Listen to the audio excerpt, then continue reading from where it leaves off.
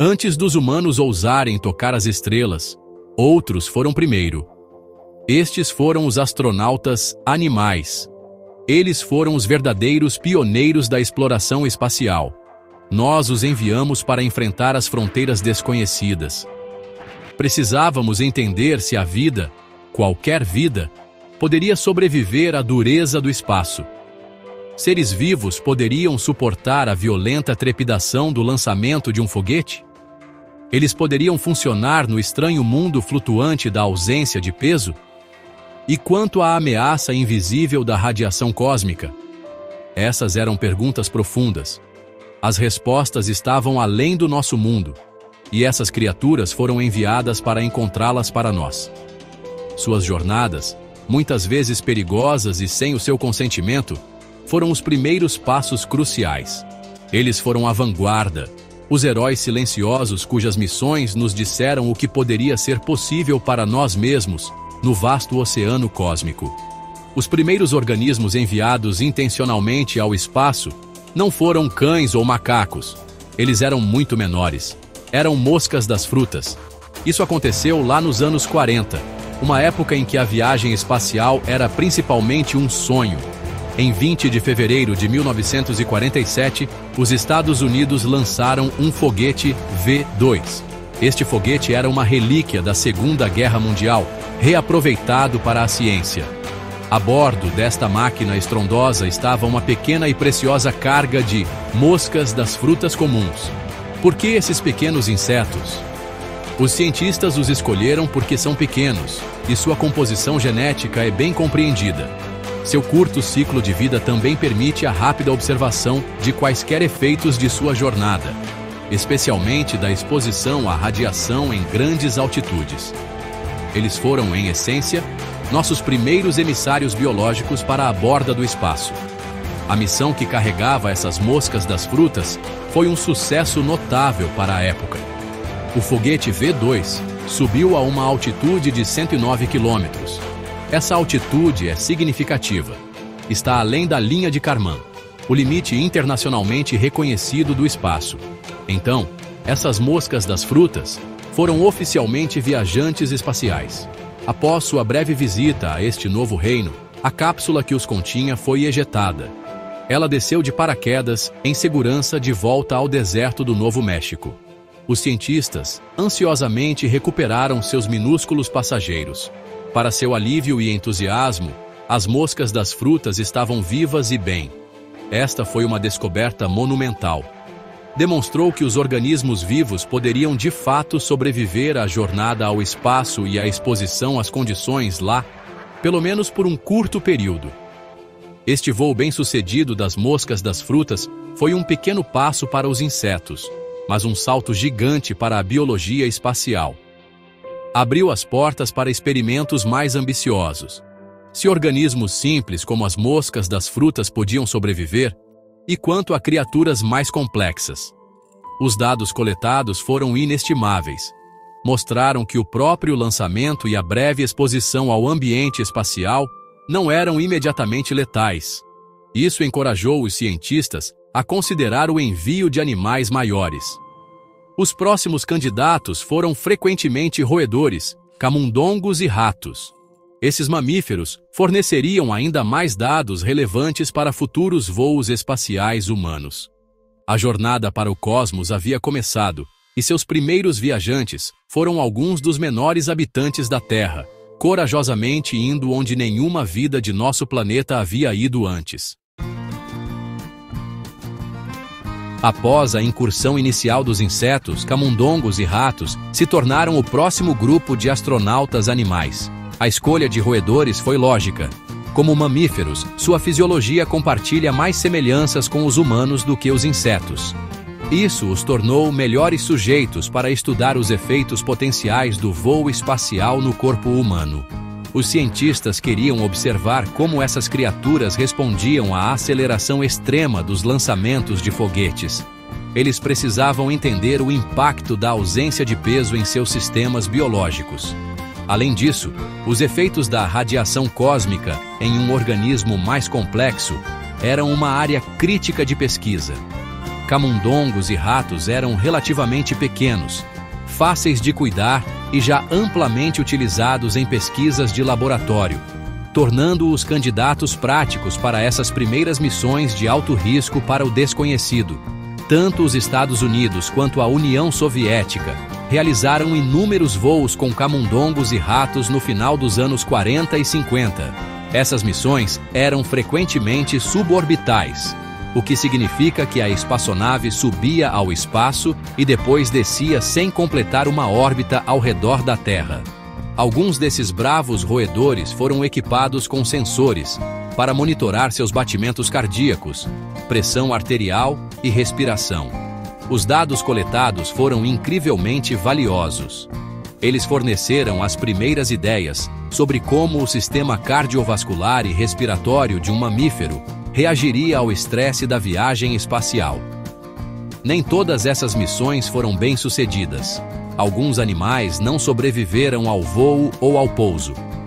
No entanto, cada missão, seja um triunfo ou uma tragédia, contribuiu com conhecimento vital, refinando a tecnologia e os procedimentos para empreendimentos futuros e mais complexos. Então veio um nome que ecoaria pela história: Laika. Em 3 de novembro de 1957, a União Soviética lançou o Sputnik 2. A bordo deste satélite estava uma pequena cadela, uma mistura de Husky Spitz resgatada das ruas de Moscou. Seu nome era Laika, que significa latidora em russo. Ela foi escolhida por seu comportamento calmo e tamanho pequeno. A missão de Laika foi monumental. Ela se tornou o primeiro animal a orbitar a Terra. Por dias, o mundo ouviu notícias de sua jornada, um pequeno batimento cardíaco circulando nosso planeta. Seu voo capturou a imaginação e a preocupação de pessoas em todos os lugares. Foi uma demonstração impressionante da capacidade tecnológica soviética durante o período intenso da corrida espacial da Guerra Fria. Laika foi, por um breve período, a criatura mais famosa da Terra, ou melhor, fora dela. Infelizmente, a missão de Laika foi uma viagem só de ida. Naquela época, a tecnologia para uma reentrada segura da órbita ainda não havia sido desenvolvida pelos soviéticos. Era sabido desde o início que Laika não retornaria. Ela morreu em órbita, várias horas após o voo, devido ao superaquecimento quando uma parte do sistema de controle térmico falhou.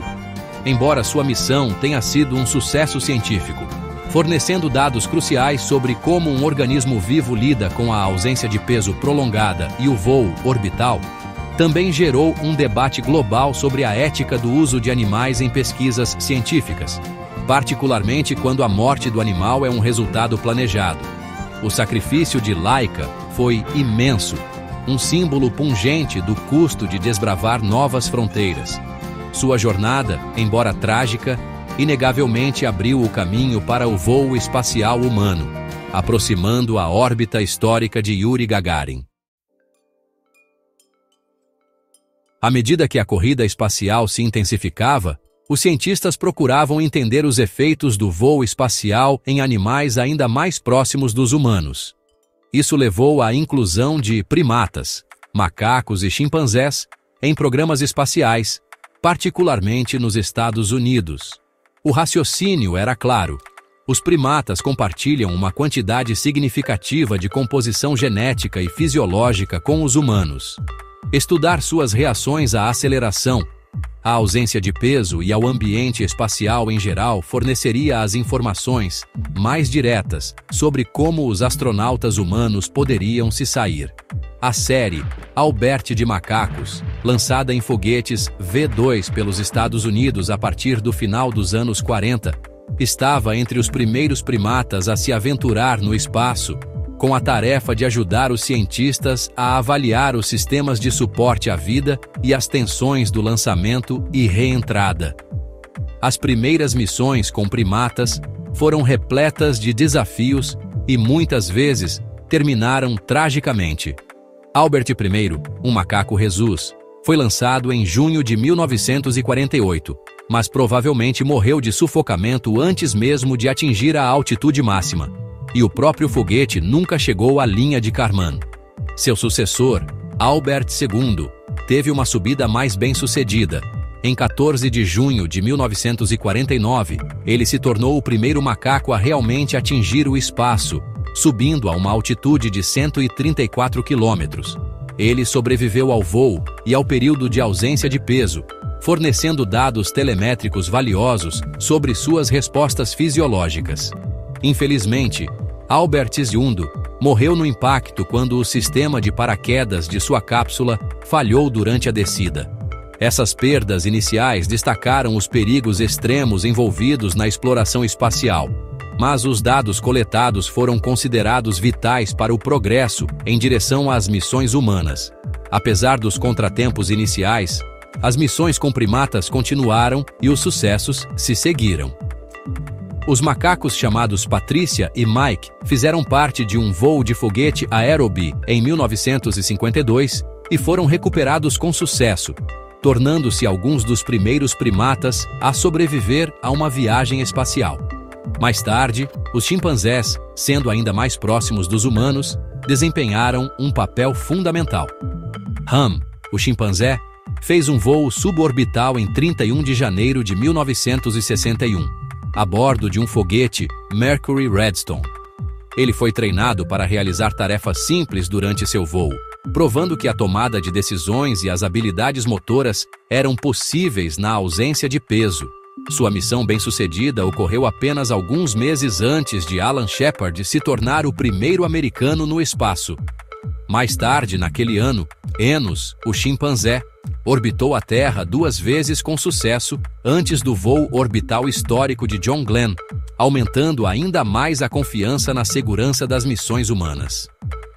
O programa espacial animal não se limitou aos mamíferos. Uma variedade surpreendente de criaturas fez a jornada. A missão soviética Zond 5, em setembro de 1968, enviou 2 tartarugas da estepe em um voo circunlunar. Elas circularam a Lua e voltaram em segurança para a Terra. Acompanhando-as estavam moscas do vinho, larvas da farinha, plantas, sementes e bactérias. Esta missão foi crucial para entender os efeitos da radiação do espaço profundo, além do campo magnético protetor da Terra. Sapos foram enviados ao espaço para estudar como seus órgãos de equilíbrio do ouvido interno, semelhantes aos nossos, se adaptaram à microgravidade. Até aranhas foram viajantes espaciais. Arabella e Anita, 2 aranhas cruzadas comuns, foram levadas a bordo da Estação Espacial Skylab em 1973 para ver se conseguiam tecer teias em um ambiente sem peso. Elas conseguiram, embora suas tentativas iniciais tenham sido um pouco desajeitadas. Os animais que viajaram para o espaço, das menores moscas das frutas aos inteligentes chimpanzés, foram verdadeiros heróis não celebrados. Eles foram pioneiros no sentido mais puro, aventurando-se em um ambiente totalmente estranho à vida terrestre. Essas criaturas não se voluntariaram para suas missões. Elas não compreendiam as apostas científicas ou geopolíticas envolvidas. No entanto, suas contribuições para a nossa compreensão do espaço e seus efeitos sobre os organismos vivos são inegáveis e profundas. Eles enfrentaram o desconhecido primeiro, suportando condições que nenhum humano jamais havia experimentado. Ao refletirmos sobre a história da exploração espacial, é imperativo que honremos sua memória e reconheçamos o papel significativo que desempenharam. Suas jornadas, muitas vezes culminando em sacrifício, não foram em vão. Elas são uma parte indelével da narrativa cósmica da humanidade. Por meio dessas missões animais, os cientistas reuniram uma riqueza de conhecimento vital. Como o sistema cardiovascular se adapta à ausência de gravidade? Quais são os perigos a curto e longo prazo representados pela radiação espacial não filtrada pela atmosfera da Terra? Como o confinamento prolongado em uma pequena espaçonave afeta o bem-estar psicológico e fisiológico de um ser vivo? Essas eram perguntas críticas que precisavam de respostas antes que os humanos pudessem ser enviados com segurança para a órbita ou além. Os astronautas animais forneceram essas respostas iniciais, oferecendo dados sobre mudanças na frequência cardíaca, pressão arterial, perda de densidade óssea, atrofia muscular e a resposta geral ao estresse do voo espacial. Essas informações foram fundamentais para projetar sistemas de suporte à vida, blindagem contra radiação e protocolos de missão para astronautas humanos. O caminho para astronautas humanos como Yuri Gagarin, o primeiro humano no espaço, Alan Shepard, o primeiro americano, John Glenn, o primeiro americano a orbitar a Terra, e as tripulações da Apollo que viajaram para a Lua, foi literalmente pavimentado por esses exploradores animais. Cada dado, cada recuperação bem-sucedida e até mesmo as perdas trágicas contribuíram para tornar as missões espaciais humanas mais seguras e viáveis. Os riscos identificados por meio de voos com animais permitiram que engenheiros e equipes médicas desenvolvessem contramedidas e refinassem tecnologias. Sistemas de suporte à vida, incluindo revitalização do ar, controle de temperatura e gerenciamento de resíduos, foram testados e aperfeiçoados. Os próprios procedimentos para lançamento, operações em órbita e reentrada foram desenvolvidos e validados com base nas experiências desses primeiros viajantes espaciais não humanos. A história dos animais no espaço não termina com esses primeiros pioneiros. Mesmo no século XXI, da nossa perspectiva em 2025, a pesquisa continua a bordo de plataformas como a Estação Espacial Internacional, muitas vezes envolvendo organismos como camundongos, peixes e insetos. Esses estudos se concentram nos efeitos a longo prazo da microgravidade e da radiação, buscando entender as mudanças celulares, os impactos genéticos e a adaptação por longos períodos. Esta pesquisa contínua é crucial à medida que a humanidade contempla viagens mais longas e distantes, como missões a Marte. O legado de Laika, Albert, Ham, as tartarugas e incontáveis outros astronautas animais continua vivo. Sua coragem e sacrifício involuntários abriram as portas para o cosmos, permitindo que a humanidade desse seus próprios passos hesitantes em direção às estrelas com maior conhecimento e uma apreciação mais profunda pelos desafios que estão por vir.